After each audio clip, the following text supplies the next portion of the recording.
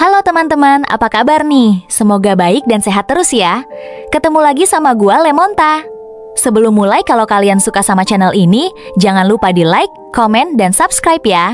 Hari ini kita mau bahas tentang Wong Kar-wai, penyanyi legendaris dari Hong Kong yang meninggal dunia karena jatuh dari panggung saat sedang mengembangkan karirnya di Jepang.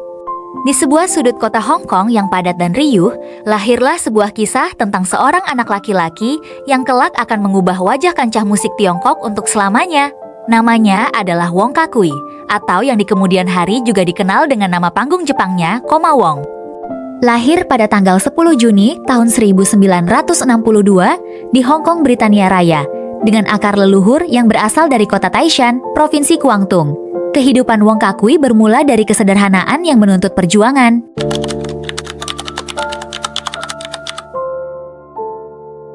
Kehidupan awal Wong Kar-wai dihabiskan di dalam sebuah unit kecil seluas 40 meter persegi di Camellia House yang terletak di kawasan perumahan So-uk, distrik Sham Shui Po, Kowloon.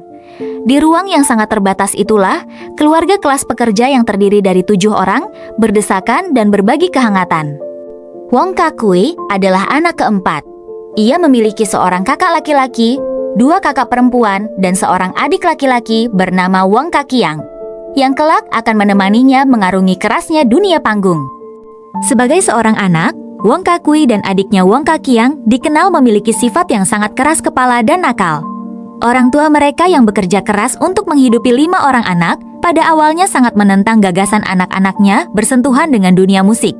Karena bagi keluarga kelas pekerja di era tersebut, musik bukanlah jaminan masa depan. Namun, gairah dan kecintaan Wong Kar-wai pada musik terlalu besar untuk dipadamkan. Sehingga pada akhirnya keluarga mereka tidak memiliki pilihan lain selain mengalah pada keras kepalanya. Perkenalan pertamanya dengan pendidikan formal dimulai ketika ia lulus dari Taman Kanak-kanak pada musim panas tahun 1968 dan memasuki kelas 1 di Sekolah Asosiasi Komersial Sun Hui. Setelah menyelesaikan sekolah dasarnya pada musim panas tahun 1974, ia lulus ujian masuk dan melanjutkan pendidikan menengahnya di Sekolah Menengah Po Wan.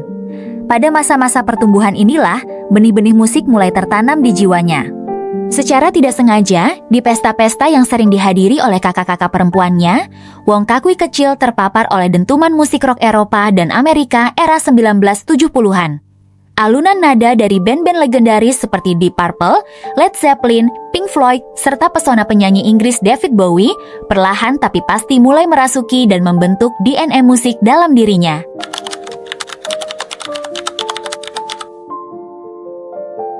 Setelah menyelesaikan pendidikan hingga kelas 5 di sekolah menengahnya, Wong Kar-wai harus menghadapi realitas kehidupan kelas pekerja.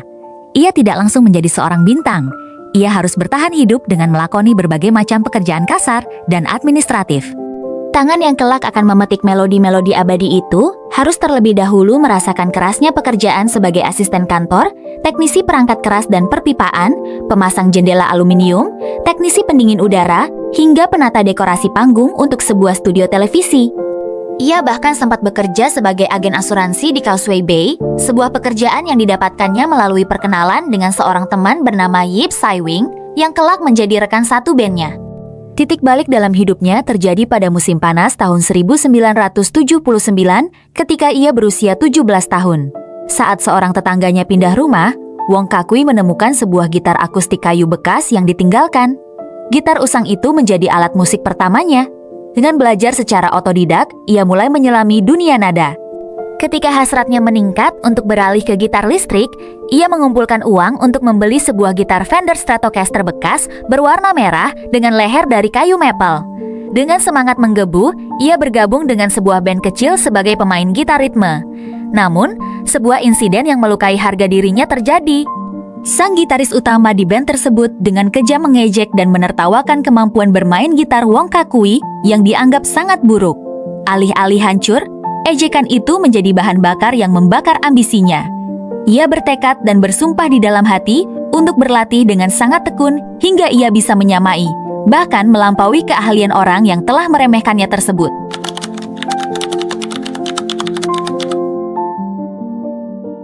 Kehidupan pribadi Wong Kak-kui tidak hanya dipenuhi oleh distorsi gitar dan teriakan protes sosial, tetapi juga diwarnai oleh kisah-kisah asmara yang mendalam, yang sayangnya seringkali harus berujung pada perpisahan. Wong Kak-kui adalah pria yang memiliki hati yang lembut, namun cintanya yang paling besar dan tak tertandingi selalu jatuh pada musiknya, sebuah realitas yang membuat kehidupan asmaranya penuh dengan dilema. Cinta pertamanya bersemi ketika ia baru berusia 16 tahun. Ia jatuh cinta pada teman sekolahnya yang bernama Gary. Hubungan masa remaja yang lugu ini bertahan cukup lama, yaitu selama 4 tahun. Namun, seiring berjalannya waktu, Wong Kak-kui menyadari bahwa obsesi dan dedikasinya yang teramat besar terhadap musik membuatnya tidak mampu memberikan rasa aman dan kestabilan yang diharapkan oleh kekasihnya. Ditambah dengan perbedaan cita-cita dan arah tujuan hidup, Wong Kak-kui akhirnya mengambil keputusan berat untuk mengakhiri hubungan tersebut demi mengejar mimpinya. Seiring dengan mulai terbentuknya karir musiknya, pada bulan Desember tahun 1985, Wong Kak-kui bertemu dengan Pun Sin Lai, yang akrab dipanggil Kim. Kim adalah adik dari Pun Sin Yi, dan mereka bertemu dalam sebuah konser bertajuk Small Island and Friends. Keduanya segera menjalin hubungan asmara. Selama masa pacaran mereka, Kim tidak hanya menjadi kekasih, tetapi juga bagian dari perjalanan musik Wong Kak-kui, berpartisipasi sebagai penyanyi latar untuk beberapa lagu dan penampilan bandnya. Namun, asmara ini pun harus kandas pada tahun 1988. Setahun sebelumnya, pada tahun 1987, di tengah kesibukan syuting video musik untuk lagu Soundless Farewell, takdir mempertemukannya dengan seorang wanita bernama Gina Lam. Benih-benih cinta tumbuh di antara mereka. Hubungan ini menjadi salah satu yang paling serius dalam hidup Wong Kak-kui. Tepat pada hari kasih sayang, 14 Februari tahun 1989, Wong Kak-kui dan Gina resmi bertunangan. Momen bahagia itu disaksikan langsung oleh rekan-rekannya di band Beyond. Sayangnya, pertunangan tersebut tidak berujung di pelaminan, dan mereka memutuskan untuk berpisah pada tahun 1991. Setelah perpisahannya dengan Gina, pada tahun 1991, Wong Kak-kui kembali menjalin hubungan dengan seorang wanita bernama Nona Kan. Namun, saat itu karir Wong Kak-kui sedang mengalami transisi besar. Ia harus sering bepergian dan membagi waktu antara Hong Kong dan Jepang demi memperluas pasar musiknya. Jarak dan intensitas pekerjaan yang menyita waktu membuat hubungan ini tidak bertahan lama dan akhirnya kandas. Terakhir, pada tahun 1992, di tengah kesepiannya merintis karir di negeri orang, ia diketahui menjalin hubungan asmara dengan asisten pribadinya sendiri, Sui Man-yi atau Rita.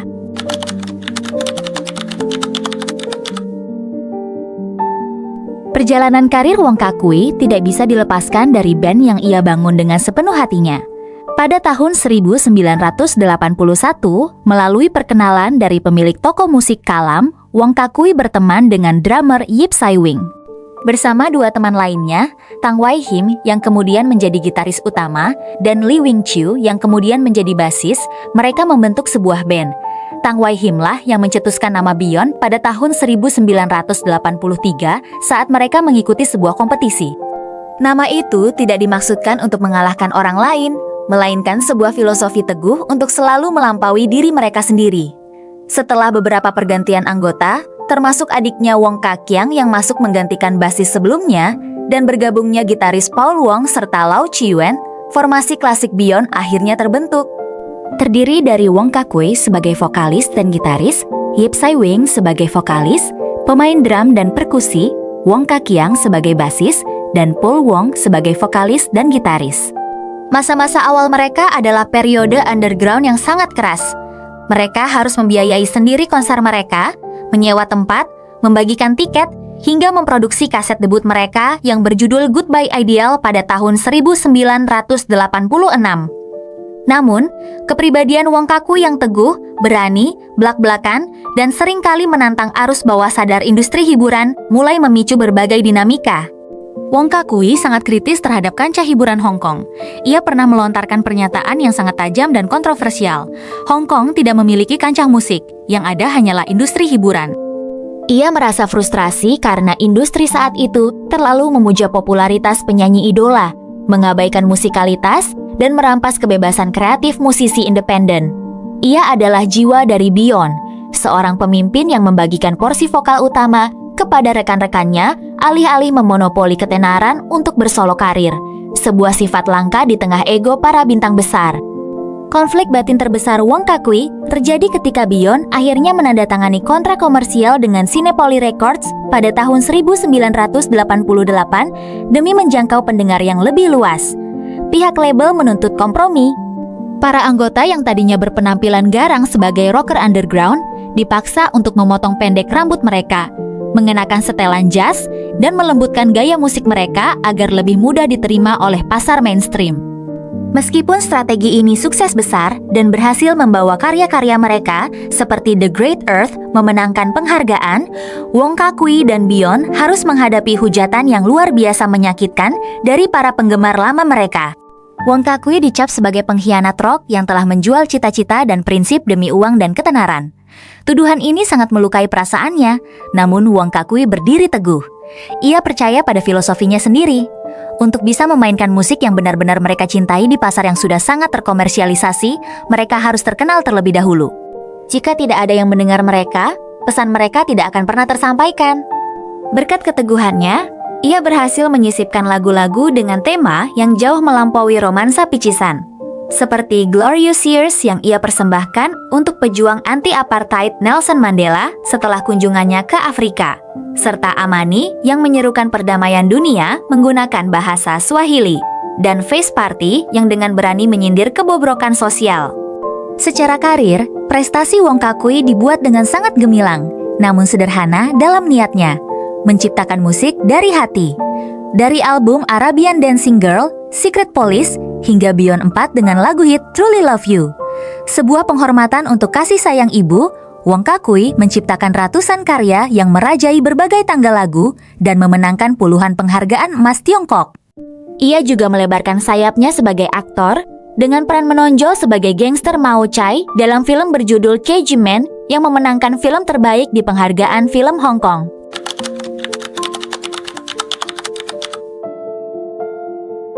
Merasa semakin dibatasi oleh industri musik Hong Kong yang dianggapnya tidak menghargai orisinalitas, Wong Kak-kui memimpin Beyond mengambil keputusan besar pada tahun 1992. Mereka meninggalkan zona nyaman dan terbang ke Jepang dengan menandatangani kontrak bersama agensi Amuse dan Warner Music. Ia berharap menemukan kebebasan berkreasi di sana. Namun, kenyataan di Jepang tidak seindah yang dibayangkan. Kehidupan di sana sangat sepi dan penuh isolasi. Berada jauh dari keluarga, teman, dan orang-orang terkasih membuat Wong Kak-kui dan rekan-rekannya berjuang dengan pergumulan emosional yang berat. Tuntutan bahasa dan budaya kerja Jepang yang sangat ketat membuat mereka tertekan. Meski di tengah keterasingan tersebut, mereka berhasil melahirkan karya-karya abadi lewat album Continue the Revolution dan Rock and Roll, termasuk lagu perpisahan tidak resmi yang sangat melegenda berjudul Boundless Oceans, Vast Skies. Namun, Wong Kak-kui masih harus mengikuti berbagai acara variety show di televisi Jepang demi membangun popularitas. Sebuah keputusan promosi yang akhirnya berujung pada maut. Pada dini hari tanggal 24 Juni tahun 1993 waktu Jepang, Beyond diundang untuk merekam sebuah program game show berjudul Jika Uchanan-chan akan melakukannya, kita harus melakukannya, di studio Fuji Television di Tokyo. Platform panggung setinggi 2,7 hingga 3 meter itu sangat sempit dan licin oleh noda air. Hanya sekitar 15 menit setelah pertunjukan dimulai, bencana terjadi. Saat sedang berlari di atas panggung, Wong Kak-kui dan pembawa acara Teruyoshi Uchimura terpeleset. Berat tubuh mereka membuat panel latar belakang terlepas dan keduanya jatuh terjungkal ke lantai dasar. Teruyoshi Uchimura jatuh dengan posisi dada terlebih dahulu dan hanya mengalami luka ringan. Namun takdir berkata lain bagi Wong Kak-kui. Ia mendarat dengan kepala, khususnya bagian belakang kepalanya, dan membentur lantai dengan keras. Ia langsung kehilangan kesadaran dan koma di tempat. Wong Kak-kui segera dilarikan ke Rumah Sakit Universitas Kedokteran Wanita Tokyo. Diagnosanya sangat mengerikan. Hematoma subdural akut, fraktur tulang tengkorak, kontusi serebral, dan edema serebral akut. Karena cederanya yang terlalu parah, dokter bedah bahkan tidak berani melakukan operasi untuk mengangkat gumpalan darah di otaknya. Kabar ini memicu kepanikan dan tangisan di Hong Kong dan seluruh dunia. Para penggemar berkumpul di tempat parkir radio komersial Hong Kong untuk memanjatkan doa. Di Jepang, Pihak manajemen bahkan mendatangkan seorang ahli pengobatan tradisional Tiongkok bernama Xin Yong dari Beijing untuk mencoba mengirim energi dan memberikan obat tradisional Tiongkok. Namun takdir sang legenda telah digariskan. Setelah 6 hari berjuang dalam koma yang dalam, pada tanggal 30 Juni tahun 1993, tepat pukul 16:15 waktu Jepang, atau 15:15 waktu Beijing dan Hong Kong, Wong Kakui menghembuskan napas terakhirnya di usia yang baru menginjak 31 tahun. Dewa Rock itu telah pergi untuk selamanya. Kepulangan jenazahnya pada tanggal 2 Juli disambut lautan tangis di Bandara Kai Tak. Prosesi pemakamannya beberapa hari kemudian melumpuhkan lalu lintas jalan-jalan utama di Hong Kong, diiringi histeria ribuan penggemar muda yang mengejar dan mengelilingi mobil jenazahnya di jalanan. Dia akhirnya dibaringkan dalam peristirahatan terakhirnya di pemakaman tetap Tionghoa Suong Kwan O, ditemani oleh gitar akustik Martin D28 kesayangannya, di bawah batu nisan marmer putih yang berukirkan gambar gitar.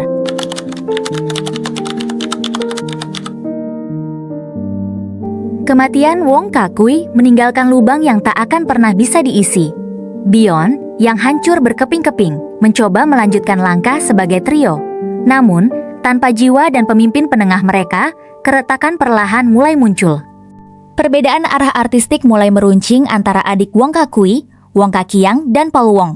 Puncak konflik terjadi di tahun-tahun berikutnya terkait isu pembagian pendapatan. Selama Wong Kakui hidup, ia menerapkan prinsip kesetaraan mutlak di mana semua pendapatan dibagi rata. Namun setelah kepergiannya, Paul Wong merasa bahwa dirinya pantas mendapatkan bayaran yang lebih tinggi karena kontribusinya yang dianggap lebih besar dalam produksi musik dibandingkan Yip Sai Wing.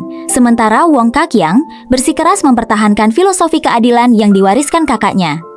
Konflik yang tidak dapat dijembatani ini, ditambah dengan rasa frustrasi terhadap industri musik, akhirnya membuat Beyond secara resmi mengumumkan pembubaran mereka pada tahun 2005 setelah tur dunia perpisahan mereka. Tali persaudaraan band itu terputus, dan dalam berbagai kesempatan reuni amal di tahun-tahun berikutnya, mereka seringkali tidak bisa tampil dengan formasi lengkap akibat perselisihan yang masih membekas. Kisah tragis Wong Kakui belum benar-benar berakhir, bahkan saat ia telah berada di bawah tanah. Di saat karya-karyanya seperti Boundless Oceans, Vast Skies terus hidup menjadi lagu kebangsaan bagi perjuangan dan kebebasan lintas generasi. Tempat peristirahatannya justru seringkali tidak mendapatkan kedamaian yang layak. Batu nisan marmer putihnya menjadi sasaran perusakan berulang kali. Pada tahun 2009, gitar ukiran di nisannya diolesi cat dan potret wajahnya dirusak. Vandalisme serupa berupa coretan tulisan kembali terjadi pada tahun 2018 dan tahun 2019. Namun, insiden yang paling memilukan dan memancing amarah luar biasa dari keluarga, rekan, serta jutaan penggemarnya terjadi pada pagi hari tanggal 19 Mei tahun 2024. Dua orang pemuda, seorang remaja autis berusia 15 tahun yang menyebut dirinya Bob Botak si perusak sosial, dan seorang teknisi pendingin udara berusia 23 tahun bermarga Yip, mendatangi makam Wong Kakui demi sebuah konten agar viral di internet. Dengan sangat tidak bermoral, mereka merekam diri mereka sendiri sedang menuangkan minuman soda jenis cola ke atas batu nisan, menjilatnya, menginjak-injak bunga persembahan dari penggemar, mencoret-coret wajah Wong Kakui dengan spidol hitam, melontarkan sumpah serapah, dan yang paling keji, mereka menggunakan sebuah palu untuk menghancurkan potret mendiang di batu nisan tersebut. Tindakan biadab ini segera dihentikan ketika mereka ditangkap oleh pihak kepolisian di tempat kejadian. Kejadian ini membuat hati Wong Kakiang, Paul Wong, dan Yip Sai Wing mendidih oleh kemarahan. Mereka mengutuk keras perbuatan yang dianggap telah meruntuhkan batas moralitas kemanusiaan. Dalam persidangan di pengadilan, hakim dengan tegas mengecam tindakan kedua pemuda tersebut sebagai perbuatan yang memalukan demi mencari ketenaran online. Pada tanggal 16 Juli tahun 2024, palu keadilan diketuk. Remaja 15 tahun itu dijatuhi hukuman kurungan di Pusat Rehabilitasi Penahanan Anak. Sementara Yip yang berusia 23 tahun dikirim ke Pusat Pelatihan Kerja Paksa karena terbukti bersekongkol dan tidak mencegah tindakan kriminal tersebut. Makam tersebut kemudian diperbaiki dan potret berwarna Wong Kakui diganti dengan sebuah foto hitam putih yang baru. Di balik segala rasa sakit, tragedi, dan konflik yang mengiringi kehidupannya hingga setelah kematiannya, nama Wong Kakui tidak pernah mati. Bintangnya telah diabadikan di angkasa melalui asteroid 41742 yang dinamai menurut namanya. Patung lilinnya berdiri abadi, dan yang terpenting, suaranya yang serak namun jernih akan terus menggema melintasi ruang dan waktu, menceritakan kisah tentang seorang bocah dari Sham Shui Po yang berani menggenggam samudra dan menerjang langit yang luas. Sekian cerita hari ini, terima kasih sudah nonton sampai akhir ya.